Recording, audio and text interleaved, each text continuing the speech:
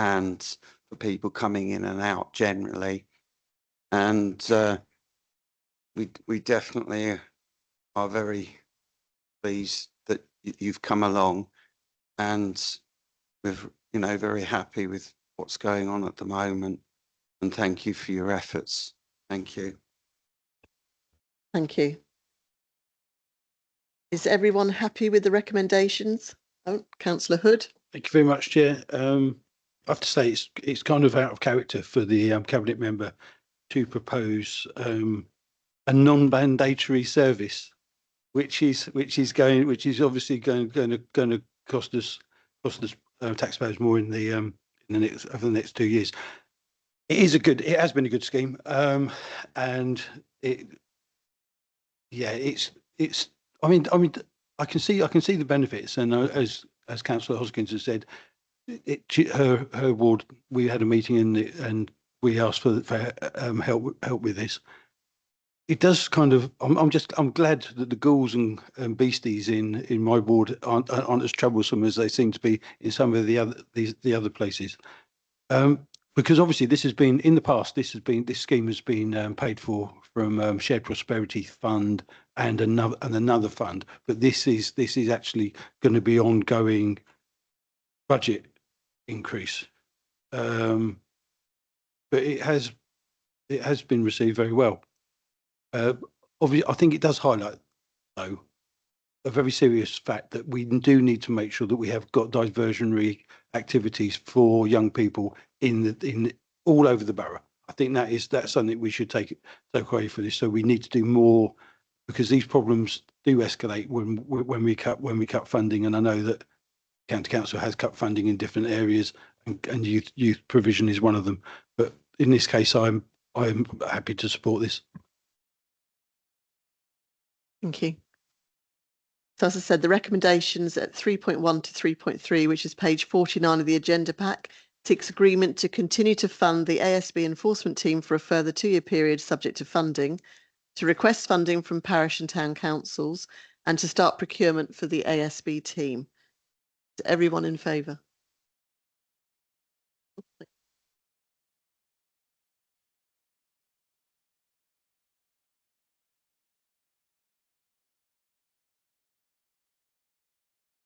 Right, item 10 on the agenda is waste minimisation and waste management at events on council-owned land.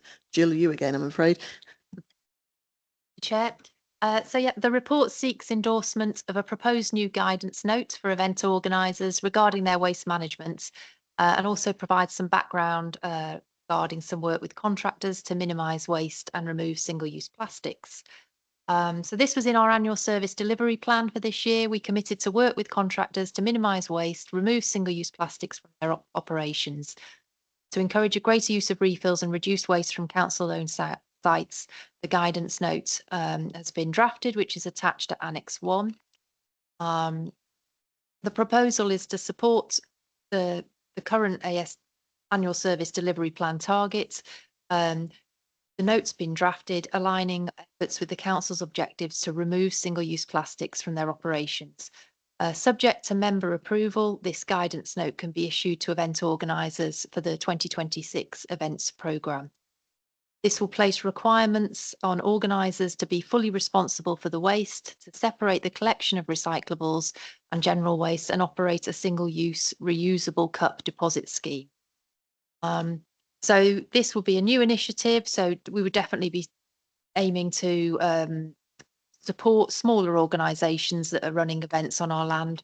I think for a lot of the larger organisations, this is something they're very much used to. It's already happening in other areas, and I think there's been some conversations already, sort of know that this is coming. So the recommendations are in section 3, Chair.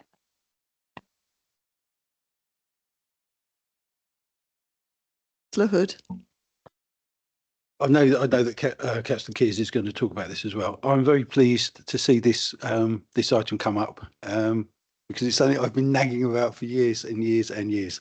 Quite often you go to an event in the borough on our land, and it is like a single-use plastic fest, and it's really depressing. You go there and there's just one general waste bin, and it's it's just really depressing when you go to other events, and you can see that they do it really well. So I've been involved in with events like Tunbridge Calling and Tunbridge Pride, and they do it really well. They've worked with the council in the past. They label up all the bins. Takes a little bit more work, but it does work.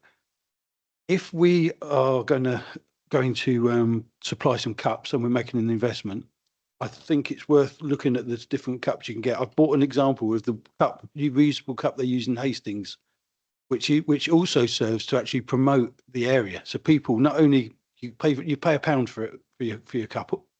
As in some places you pay £1 and you get the money back. Some places you just pay the £1 and you can't get it back. I had a very irate friend who went to one of the events at Rochester Castle and he collected loads of them up. He kept going back to the bar. I kept telling him. He went back with about 12 of them, tried to get his money back and was told there was no refund system. I had to drag him away from the bar. But it can work really well. So it can be a money spinner for organisers if you get it right. So I do endorse this, and thank you for the team. I just ask that we do help. We have like a box, like a pack where you've got templates, because I know we had a recent event and I think it had general waste on one of the bins, and people, instead of being non-recyclable waste, it was labelled general waste, and that proved. But these are just teething problems. Yeah, thank you very much. Over to you, Councillor Kears. Councillor Hoskins. Hope I'm not being dense here, but I've been a bit puzzled by the single-use reusable cup. Is it the deposit scheme that's single-use? Because a reusable cup can't be single-use, can it? I've been puzzling about it for ages. I'm sorry if I'm being stupid, but could someone explain it for me? Yeah, sorry if that's not clear or that's been that might be a typo in the report, but the idea is that there'll be cups, as Councillor Hood has just demonstrated, that will be used at events. So it will likely be a deposit scheme. I've been working with Laura on this, so you'll be dealing with this going forward. Shall I explain? So the kind of the cup the visitor to the event will purchase, £1 or whatever is charged. There are two options. They can pay £1 and keep it as a souvenir view, or it sometimes can be slightly dearer where they can get a buyback, so they can take it back and get some money back. If they take it back, the event organizer has them professionally cleaned and they're recycled. So they become cups used at another event. Not single-use cups. They're not single-use cups. Thank you. Councillor Rhodes. Chairman, thanks. Fanny asked my question about the single-use reusable. You can't have both. Right, I don't understand this, Chairman. If someone pays £1 for a mug, a glass, a cup, plastic cup, and uses it during the night, it's contaminated. So they take it back to the store and get their £1 back. Then what happens to that cup, as opposed to buying a bottle of Coke in a plastic bottle and putting that in the bin? The cups all get washed properly and then they are used at the next event. Plastic, coming back, Chairman, plastic cups get washed and used by someone else at another event.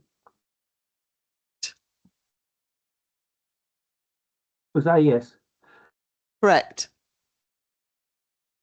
Chairman, amazed that you can reuse plastic on a different person. Okay, fair enough.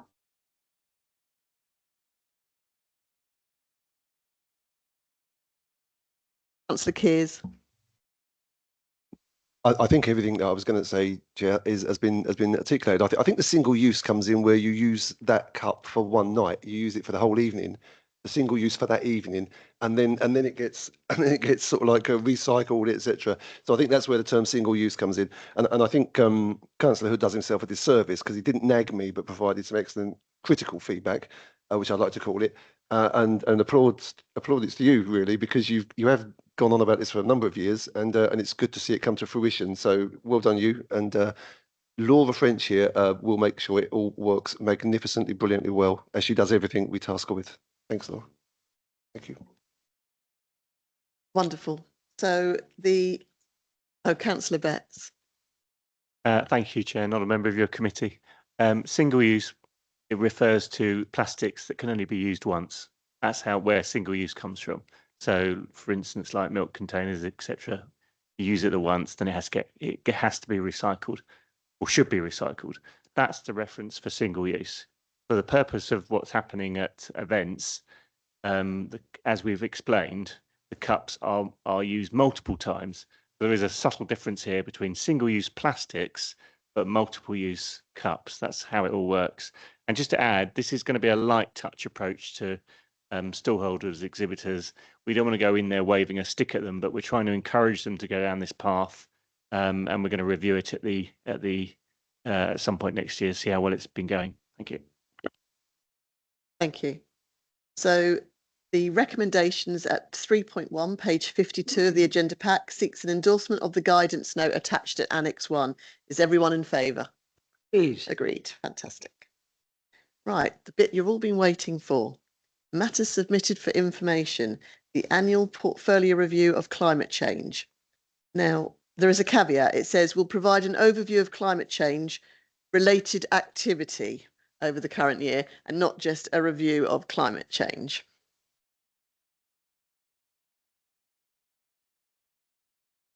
Thank you, Chair. Now, I'm not going to explain climate change. That might take a while. I think Louise is going to try and bring up a few slides. Some of them are a bit fun, but some of them speak 1,000 words as such. Before I do that, I'm going to welcome Louise Stewart, our new climate change officer. Only been with us for a few weeks, so thank you for stepping into these really important shoes, and we will welcome Louise. So without further ado, we'll go on to slide 1. So it's the EV charging network. Hopefully you've been seeing that in and around, particularly in Tunbridge, but we now have in excess of 54 electric vehicle chargers in and around Tunbridge and Walling, and we've got another 14 or so that are going to be coming live, hopefully by the end of this month, beginning of December. We've had a few hiccups with the rapid chargers. Well, not hiccups, they're installed, but they're not connected. You may have seen there's one outside this, outside Gibson. Excuse me. The rapid chargers are ultra fast. And they are in place, but the problems we've been experiencing are more so with UK Power Networks. I've had personal experience of them, and they're a nightmare to deal with. So we're relying on them to complete the connections to these ultra fast chargers, and once they're done, then you should be able to charge your car full up within about 15-20 minutes. That's that one. Thank you, Louise. Right, so I'm going to work my way through these pictures. The green business grants, they've been really successful. We've had a lot of businesses take up these grants, so it's up to £5,000 towards carbon reduction measures. We've had about 18 businesses or so over the past year and a half take up these grants, and it goes from everything from businesses to parish councils, but they're all encouraging to I would say the biggest take up has been PV panels, but again it's all going in the right direction, reducing carbon, but more so for businesses supporting their financial viabilities. With the cost of with the energy crisis, then reducing those energy costs and then at the same time reducing carbon has been at the forefront of businesses. So I'm really pleased that Tunbridge and Walling have supported those businesses through some really difficult times with energy costs. And I'm glad to say that I don't want to jump the gun here with Jeremy, but I reckon it's going to be end of January, beginning February that we're going to do a new round of green business grants. So all I would say is watch this space.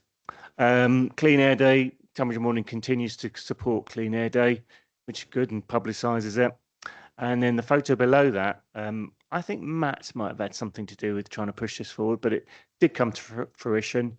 The green roofed bus shelter, so much so it won the Tunbridge Civic Award, which we're quite pleased about. Tree planting. So we had this ambition to plant, I think the goal is about 1,000 trees a year, isn't it, Jill? Yeah. So we continue doing that, and this end of November, we've got another 900 saplings due to be planted. So we continue in that vein with planting 1,000 trees, with the goal of planting 1,000 trees around Tunbridge and Malling Borough each and every year. Right, this is the beefy one. This is the campaign for food waste or recycling food waste. And it's come up early on in this meeting about black bins and waste services. So what we've got a campaign, it's just only been running for about 2 or 3 weeks, but it's just trying to encourage more people to recycle their food rather than putting it into the black bin. At the moment, we're noticing that there are large quantities of food waste going in the black bin.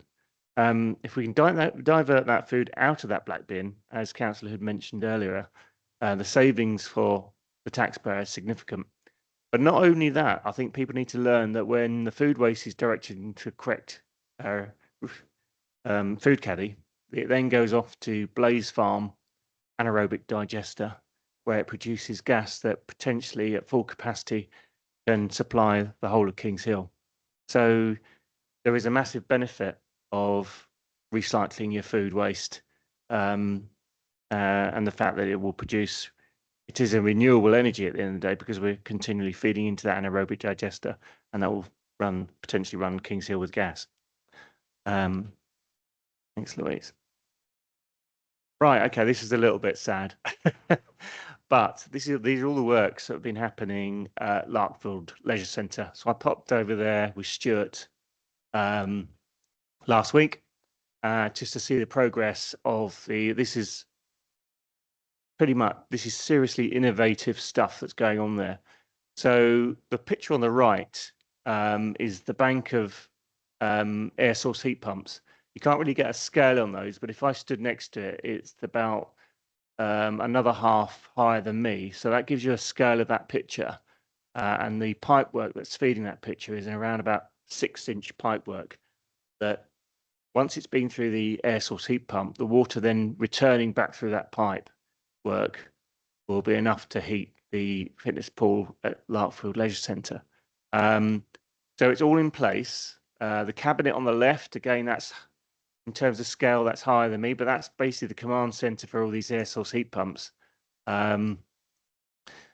It's been a bit delayed. Again, it's UK Power Networks have delayed us actually finalising because this should have been online by now. But due to their inaccuracies as to where mains cables actually run in and around our borough, that has delayed this project finishing. So we're looking at switch on at around about February, March time, and we'll be switching off the gas boilers and then over to the air source heat pumps. And the great thing is that, as you can see in the middle picture there, we've covered just about every piece of roof at Larkfield Leisure Centre that we possibly can with PV panels. Please. So, remaining on the theme of, I had to have my cabinet member in with me. I don't remember being here. I should have got cabinet Councillor Q's permission for his picture, I'm sure. But yeah, we visited the roof again at Larkfield Leisure Centre, and the picture on the left there is Tunbridge Swimming Pool. And of course, Labourn Lakes Eco Cafe picture in the middle there. So the innovative thing about the cafe is obviously using water source heat pumps to extract heat out of the lake. In essence, the Labourn Lakes Cafe is completely carbon neutral, which is brilliant. So the two pictures are either side. So I'm going to go on to about a bit more info on the PV panels and what's been happening particularly over the last year, because we have been busy installing them pretty much everywhere. So Tunbridge Pool, we've got 149 panels at Tunbridge Swimming Pool, and that's going to be generating around about 65,000 kilowatt hours of energy each and every year. And the return on that, the return in your report actually is a very toned down return, but at the height of the energy crisis, that would be saving us or earning us around about £30,000 a year on that one installation alone. If you go to Larkfield Leisure Centre, where the number of panels is significantly more, 450 panels, producing 215,000 kilowatt hours a year. Again, at the height of the energy crisis, that was saving stroke earning us in excess of £100,000 a year. But obviously with the main aim of reducing carbon, but then supplying energy directly into that building to obviously reduce the carbon and obviously save the running costs of that building. On the report also, which is quite incredible, is the LED installations that we've been carrying out at the Larkfield Leisure Centre and Tunbridge Swimming Pool. The LED fittings are saving. So we've got a capital cost of 21,000, but a saving of £7,000 per year. You can just see the significance and the reductions and the savings just by changing your standard old lights over to LED fittings. In terms of waste services, so we're reviewing, or Martin Coffin was, he'll be back, I'm sure, but we're reviewing HVO fuel for the partnership contract. I think Darren, don't have to update it, Darren, but I know we're going ahead with that and it's running its course as such, particularly for procurement. But the HVO element of that contract, because what we've got two elements of Tunbridge and Morling carbon emissions, which are significant. That's leisure services, and as you can see, we're tackling leisure services big time, but also the waste services contract. Obviously, the biggest part of the waste services contract in terms of carbon emissions is the fuel for the refuse lorries. So by going over to HVO, which is I say hydrogenated, but there you go, vegetable oil, HVO for short, will reduce carbon emissions by 90%. It's a significant reduction in carbon just by transferring over to HVO. So that's in the pipeline and it's within the procurement discussions as we go forward for the next new contract. And then just finishing off Gibson East. I'm pleased to say, as per our sign-off last week at full council for the biodiversity net gain for Gibson East, that's now unlocked the contractors to start work at last. So you'll start seeing fencing going up around Gibson East, and then all the refurbishment works will start in earnest. But by the time that's all completed, the gas boilers that are in Gibson East producing around about in excess of 170,000 kilowatt hours of gas, and that's 32 tons of CO2, will be replaced with air source heat pumps. And also the building will again be covered in PV panels. And by the end of that scheme, Gibson East will be carbon neutral in terms of energy running of that building. Plus, of course, you can have a new chamber, etc., new parking, and then this building becomes redundant. We can close it down, and we then don't spend £250,000 on the upkeep of this building. So yeah, so lots been happening, and the fruition of all the air source heat pumps that are going into Larkfield will come through hopefully in the calculations for next year of carbon reduction. Thank you very much. Thank you. This is an information report. So does anyone have any questions? Councillor Hood. Thank you very much, Chair. Thank you very much for the report. It's lots and lots of good news in there. I like lots of it. The Tunbridge Pool solar. So we're going to have paid that off it's going to have paid for itself in 8 years. The LEDs are going to have paid for itself in 3 years. Larkfield Solar is going to have paid for itself in 7.25 years, and the LEDs there in 3 years. It's a shame we don't have an estimate for how quickly we can pay off the cost of the roof insulation, but we're going to find that when we get the bill. In a similar vein, it would be helpful if we could see how much saving we're going to make in the end with the efficiency of the air source heat pumps, so that members can have the assurance that actually net zero can save councils money, in contrast to what some people are telling us. The electric vehicle charging, I accept what you're saying about I keep looking at those fast chargers too and thinking, what's going on there? Obviously, there's a network of the chargers in the car parks, which is great, and we are waiting for the county council has got £12 million to spend on street charging, and that could really unlock the potential of people making the switch.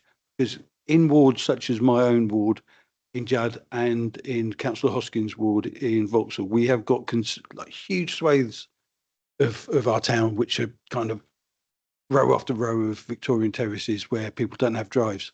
And at the moment I think we're going to be offered a system where you can have a subscription for £50 a month to get your own charger across the pavement, and that really isn't going to unlock the potential of people transitioning if it's not going to be much easier. I mean, they can't install the cable gullies which are widely available elsewhere in the UK. So I would urge the cabinet member to try and apply a little bit of pressure because I know, and welcome to Louise as well. I know that there's a climate change officers forum as well, Kent-wide. If you could kind of have a word in their ears about the actual necessity for people to have that. Right. I know that recycling rates are stalling across the whole of the county, and we're no different. Ours is also stalled, and we seem to, although we share a contract with Tunbridge Wells, our recycling rates aren't as good as Tunbridge Wells. But can I have an explanation why we don't seem to be doing as well as Tunbridge Wells? And just a bit of a breakdown about how we're going to improve the recycling rates for those products that are ending up in our black bin that should be elsewhere. I'm delighted to see those stickers on the bins. I know that they've done enormously good work, successful work in Dover, and I've been banging on about bringing those stickers to the west of Kent. So that's great news. But you know, in the grand scheme of things, when I joined the council, we had a really poor record on recycling, and we've really turned it around. But when you look at shabby Sevenoaks and dirty Dartford, we don't do too bad. So thank you very much for the report.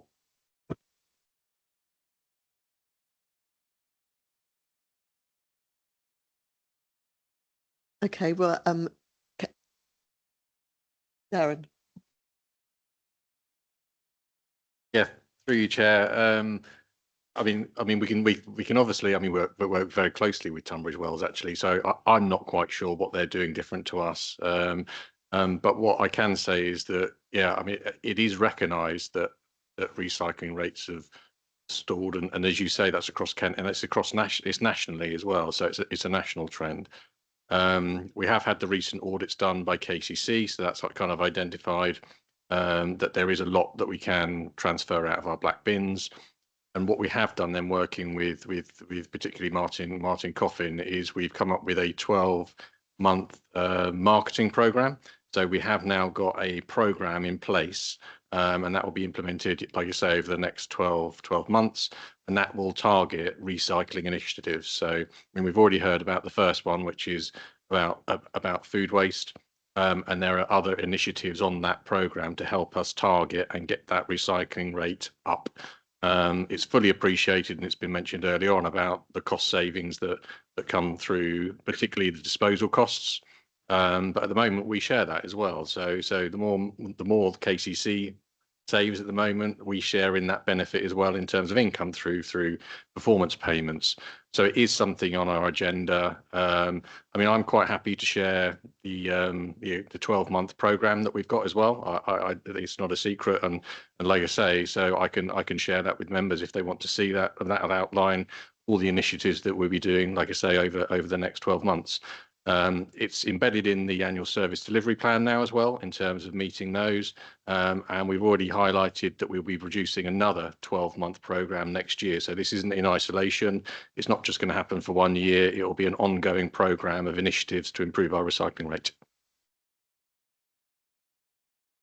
Thank you.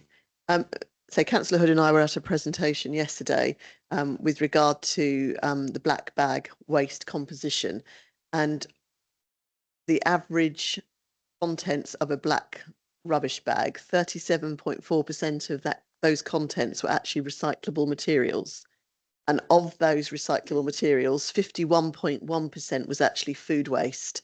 13.5% was garden waste. There was a shared thing of plastic tubs, pots and trays, recyclable metals and paper all around the 5.3, and glass, and then plastic bottles 4%. So in terms of the cost of 83% of all waste is collected through curbside collections. Only 17% actually goes to household waste recycling centres. And of that 83%, the total cost to the Kent taxpayer to dispose of those materials is £53 million. So if we could get the food waste down to sort of single digit percentage rather than 50%, then the cost of disposing of that food waste would go from 47.1 million to quite a significant amount less. So you can imagine what Kent taxpayers or Kent County Council could do with an extra £40 million. I mean, that would cover the shortfall for adult social care for 3 months, but it will make a significant difference to certain directorates. So the thing that I would actually go back to now, things like batteries, small electrical items, clothing, all of those things that we thought that we would be able to dispose of through our recycling weeks. I think people have stopped putting out batteries and small electricals and so on and so forth. And I think that would actually really help in terms of reiterating just exactly what people can and can't put out with their bins each week. And the Fox didn't get my food waste this week, and it all went out in my caddy. So I just like to report that to Mr. Hood, so I don't get any further abuse like yesterday. Thank you.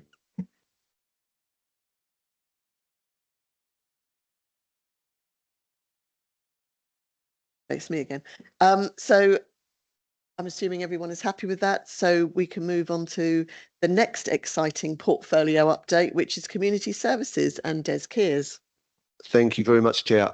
Apologies in advance that mine's not going to be quite as quick as that one, because the portfolio is quite vast. And of course, many of you will know, if not all of you will know, that each cabinet member now has to present their portfolio update at meetings such as this. And unfortunately for you, it's my turn. So I'll do the best I can with it. You'll also note that I will be reading from a script most of the time because I've got so much information here. Not to do so would be foolish. So look, I'm really pleased to be able to talk to you this evening about the achievements across the community's portfolio, and also to look forward to and identify some further changes for next year. In order to progress a range of improvements in addition to delivering the day-to-day service is never easy, and I'm grateful to members of this select committee in particular and officers for all of your support. The new annual service delivery plan has helped immensely, providing a framework to monitor our progress and also to ensure that the agreed priorities are being focused on and actioned. As stated just a moment ago, my portfolio is incredibly diverse, covering issues from leisure services, customer services, events, equalities, diversity and inclusion, and community safety. What all of these areas have in common is a joined up and at times multi-agency approach to delivering good quality services to our residents across the whole borough in as cost-effective a way as possible. It's always important to remember that we provide a range of facilities and equipment, and these continually need to be maintained and improved to meet community needs and achieve income targets. Managing competing demands remains at the forefront of delivering a quality of service to all of us. Our service delivery arrangements involve a significant number of partners across the private, public and voluntary sectors. This approach looks to maximise what we can deliver within a continually challenging financial environment. We have, of course, close relationships with our contractors, such as the Leisure Trust, the police, and with regards to community safety, community groups for events, and a wide range of charities. So I'm just going to start and go through each element of the portfolio and start with leisure services, because this year has been a major focus on progressing the replacement of the Angel Leisure Centre. As we all know, Due to the number of meetings and member briefings on this project, I don't feel the need to go through the detail this evening. Suffice to say that this is clearly an extremely exciting project and will be a great legacy for Tunbridge and Morning Borough Council. And we all remember the rousing speech Franny gave at the last meeting about the Angel Centre, which was excellent. So I'm glad to see we've got lots of support for that. We do hope with a fair wind, work will commence on the site next autumn.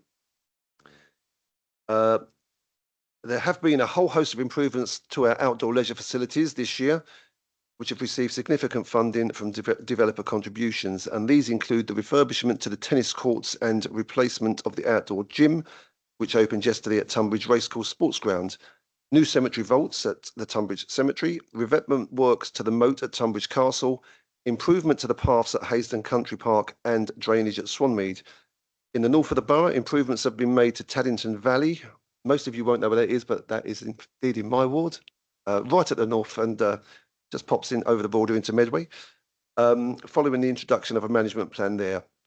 Equipment is to be replaced at Leybourne Lakes Country Park, play area, and path improvements at Leybourne Lakes Country Park, and just a few examples of many. This year, I think it's really important to record that Haysden Country Park was awarded the Green Flag Award for the 20th consecutive year with the support of over 3,000 volunteer hours. And the Racecourse Sports Ground has also retained its green flag. Outdoor facilities continue to increase in popularity and are a major benefit to people's physical and mental health. The majority of our outdoor facilities are maintained by the grounds maintenance contract, and this contract, following a re-tendering exercise, is continuing to be delivered by Landscape Services. At the indoor leisure facilities operated by on behalf of the council by the Leisure Trust, significant improvements have been made, particularly around environmental improvements. I won't go into any detail because Robin's just covered all of that. Works have just commenced on the refurbishment of the wet change facilities at Larkfield Leisure Centre, and Tunbridge Swimming Pool Spa was recently renovated and recognised by the Civic Society with a Community Award. The Talented Athletes Scheme was launched this year, supporting 16 local young athletes to achieve their potential and also become TM Active ambassadors. The previous TM Active 150 brand was also relaunched as Active Communities, emphasising the Trust's focus on engaging with the local community and improving participation and well-being. 2024-25 saw a 30% increase in community programme participation. Total usage across all our indoor sites exceeded 1.3 million visits in 24-25, with memberships increasing across health and fitness and our swim school. Performance also remained high, achieving external validation of 85% average across mystery visits and quest scores ranging from good to excellent.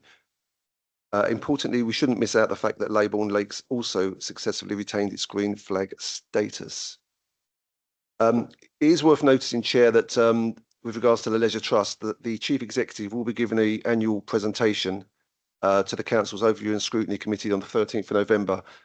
So this annual report will provide much more detail on activities and performance over the last year and provide the opportunity for members to ask any question relating to the Trust's work, which I won't go into now. I have got some statistics here, but I won't go into those this evening.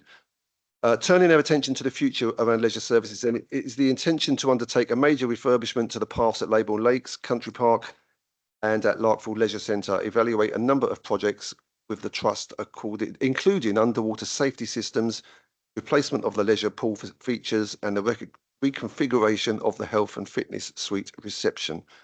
The mini golf course at the Racecourse Sports Ground will be refurbished. The skate park will be refurbished at Tunbridge Farm, and more roadside nature reserves will be identified and introduced across the whole borough.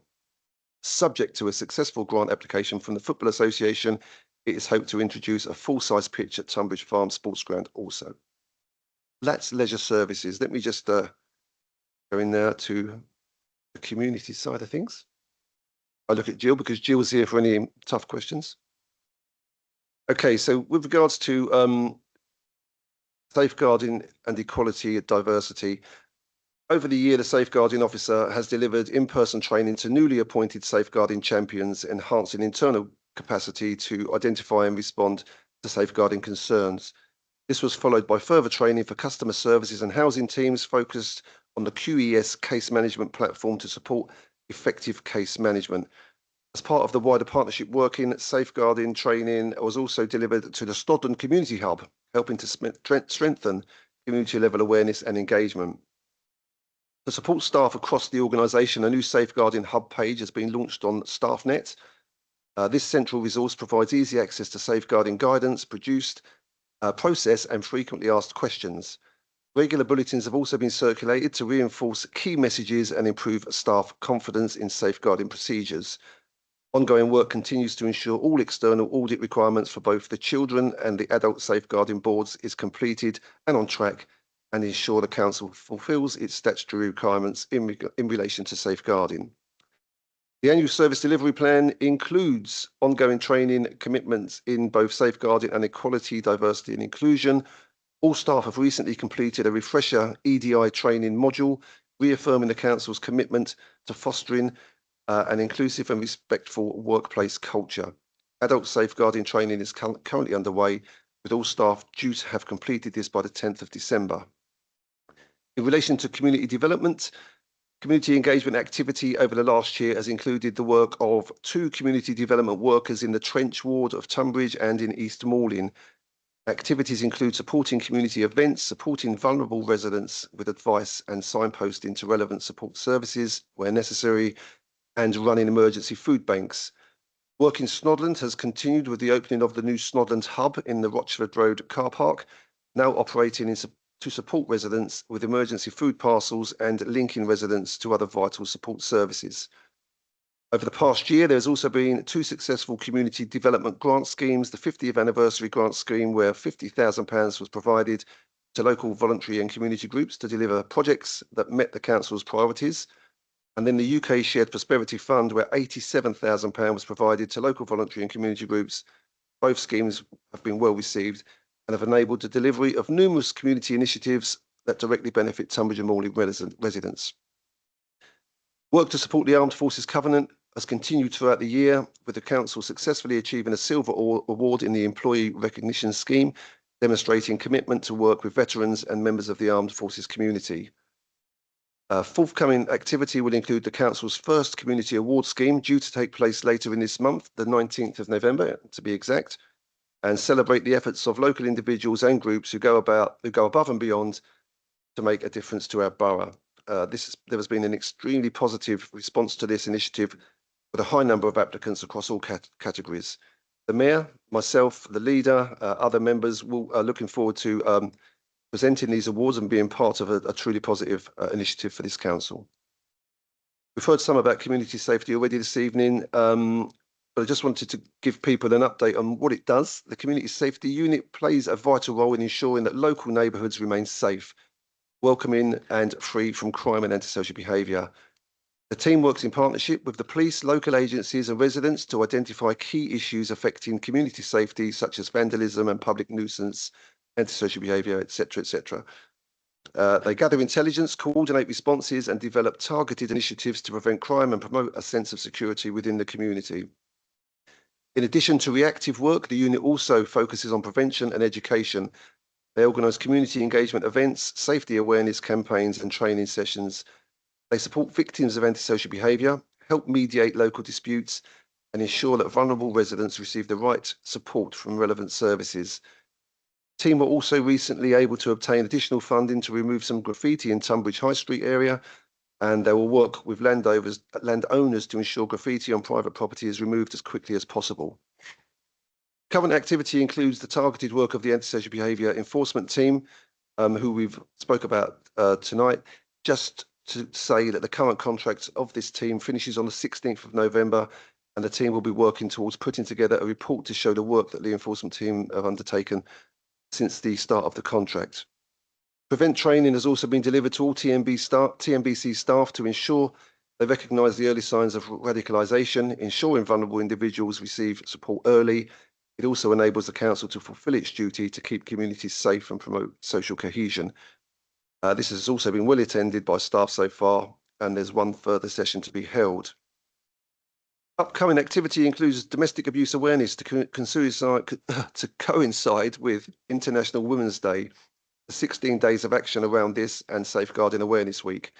The CSU will be setting up a stand in Tunbridge on the 28th of November and will be asking people to complete a survey about how safe they feel in the area and giving away free crime prevention items. Nearly there. Nearly there. I can hear the cheers. Just lastly, but not least, because it's now we move on to the operations that Laura manages. So customer services, I always wonder what customer services did. Then I found out that I was responsible for them. So this is really good for me to be able to share this with you, because I'm sure others might fall in the same category. Customer services. So for 2025, 26 has seen waste service calls move into, so this is this year basically, waste service calls have moved into the contact centre, resulting basically in only planning to be reviewed, with work ongoing with the service on this. This sees the contact centre hand in 15 services at first point of contact, resulting in a resident being able to receive a variety of services and advice by a single point of contact. And again, one of the other things, what do they do on a daily basis? And I think Laura's provided an excellent script here. The contact centre delivering 15 services on behalf of our back office services, which on average is 6,300 calls answered every month. They manage our web chat, they manage our email queries for customer services, Tunbridge Castle and the Artisan Market. They provide council reception services at Kings Hill and Tunbridge Castle. Kings Hill average 260 visitors a month. Tunbridge Castle average 140 visitors a month, which doesn't include tourist visitors. Tunbridge Castle attraction, they manage the shop, the attraction itself, 7 days a week. They manage all the educational visits Monday to Friday, weddings, and as we've mentioned, the Artisan Market. The web chat moved into the telephony platform so that the digital bot can support standard inquiries without the need of an advisor who will be dealing with more complex inquiries. Anyone got any questions on a digital bot? That is down to you, Laura. Thank you for that. Excellent. So talking about Tunbridge Castle, we all know about the roof works that took place for much longer than we thought over this year, and it did have some impact on us. The castle reopened to the public on the 3rd of August following an extensive deep clean. Weddings, tourists and events have returned to the castle, as well as schools, which is excellent. With visitors able to visit the castle attractions once more, shop sales have started to return to pre-closure levels. New stock lines are being reviewed to keep the shop looking interesting and fresh. And an event organiser called Once Upon a Wish returned to Tunbridge Castle after a year's break due to the roof works, bringing with them the Pumpkins and Pixies half-term Halloween event for children. And this was an excellent event, I'm told. Brilliant feedback, and it generated some significant income for the castle also. Discussions will start in January 2026 for next year. Castle team have developed also a children's activity book for the younger visitors to the castle, where this engages them with colouring, finding the symbols around the castle, and they receive a certificate of achievement at the end of it. That could be a members' day out, Chair, if I confirm that. And this is now part of the castle tour throughout the year. In relation to events, supporting documentation, event templates such as risk assessment templates and food and beverage matrix have been rolled out to the event organisers to standardise paperwork, but also to ensure that the process is as straightforward as possible. We want to see the continued success of our events programme, so the templates will help organisers to submit the correct documentation as early as possible. An event on open spaces online application form is currently in development to again improve the process for event organisers, as well as providing more documentation on our website to support them in making the application itself. This will be linked to more information and guidance on the website as we go into the new events season. We've talked about the events recycling and one scheme, so I won't do that. Interesting to note, with relation to parking income, specifically, the parking income used to fall within the events budget. That's now been separated, and car parks hired for the purpose of running an event for 25-26 has generated over £17,674. This has been directly entered into the respective parking budget now, so you won't see that anymore into the events budget. Those that look at those in some detail, this will go into the parking budget. Event income, which does not include the monies paid to the parking budget. I think I've just covered that. Okay, yeah, so I've got a question. This is an interesting one because I've got a question at full council about supporting charitable events, if you like. which I answered. And there was a follow-up question, and one of the councillor colleagues thought that there'd been a number of events cancelled. And I said I'd come back to us. So I'll do it here tonight because I've got the details now. So over the past year, we've had a few events cancelled only, and I'll give you the reasons for those. One of them was an artisan market and band concert. That was because of the extreme heat. I think we had something in the region of 30, 34, 35 degrees Celsius, and that was a decision we took to cancel that because of the extreme heat. There was also a dog show that was cancelled because of exactly the same reason, for perhaps the same weekend. There was also a band concert that was cancelled. The band concert was cancelled due to illness within the band, not by us. And then there was one day of a family festival that was cancelled, and that was done by the organizer due to lack of ticket sales. So yeah, I'm happy to take any feedback at any time around questions around events, etc. And if the member who asked the question is watching or watches a recording of this, come back to me with any further details that you may have on that, because I can delve deeper if the needs be. A marketing strategy for events has been very successful, working closely with the media team, and this will be built upon in next year. Further consideration will also be given to flyers to ensure that we reach our residents and visitors who prefer to take away a leaflet with them. Oktoberfest, another positive one here, returned to Tunbridge this year with a different event organizer running this. Last year, Oktoberfest left us and went to Tunbridge Wells, which was a real, I'll just call it unsuccessful. It was very unsuccessful at Tunbridge Wells. So they've come back to glorious Tunbridge. And this year, it was a huge sellout and a massive success. And already they want to come back next year, which is excellent stuff. Today, people might have seen, who reads the social media, an advert for our Christmas event this year. We did have a company called Illuminate for the previous 2 years who lit up our castle grounds. It did mean that the castle grounds and all the premises were sort of like put off limits for a whole month. And we got some feedback from residents around this. So we've slightly changed, or very much changed it this year, to a castle event, a Christmas at the castle event. It's not going to take up the entire footprint of the castle grounds. It runs from the 12th of December to the 23rd of December, which is another thing we've listened to residents' feedback for. And it will replace Illuminate, and it will be more traditional. And it will still have live music. It will still have stalls, Christmas markets, etc., etc. And we will build upon that for years to come, because I know lots of members keep asking me, are we going to have a Santa's Grotto? Yes, that will happen, but it won't be this year, unless we can find a Santa Claus really quickly. And I'm looking around the room and I don't think anyone meets it, but yeah, Councillor Hood's put his hand up. There we go. But yes, so we will do that, but it's really exciting times, and we certainly have got aspirations to build upon this event for the residents of Tunbridge and the borough. Support for the many community events booked with us continues, along with developing new partnerships with new commercial event organisers to bring new events and new income to us. Pause for dramatic effect. Oh no, sorry, that's that's it, Chair. All I would say is it's a really vibrant and fast-moving portfolio. I think officers here tonight. Sorry, and I just wanted to bring to the attention Laura French, because one of my colleagues said to me earlier, "Who's that person sitting there?"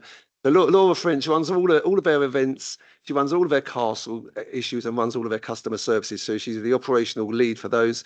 Jill Fox, many people know, runs all of our communities and our community safety issues, and Darren Lanes runs all of our leisure services matters. So massive thanks to you three for everything you do, and the input you give to me, especially when I have to make some crunching decisions that Councillor Hood's going to ring me about 10 minutes later. But but it's really excellent that you're here tonight. And as I say, Chair, if anyone's got any questions, I'll be happy to take them. Councillor Hood.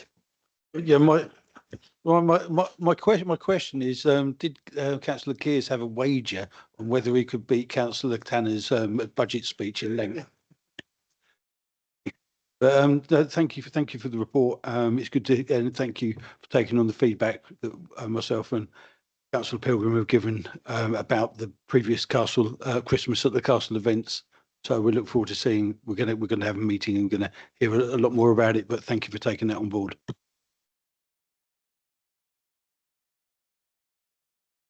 Okay. Well, I'm looking forward to the colouring in. in the lines, not outside them. Okay, moving on to item 13, the work programme for 25-26. It's attached for information. Any future items can be suggested by liaising with myself. And if there are any suggestions from the floor, could you please submit these via email to me? Item 14, urgent items. There are no urgent items. Item 15, exclusion of the press and public. There are no items in private. There are no urgent items under item 16. Therefore, I call this meeting closed at 9:05 p.m.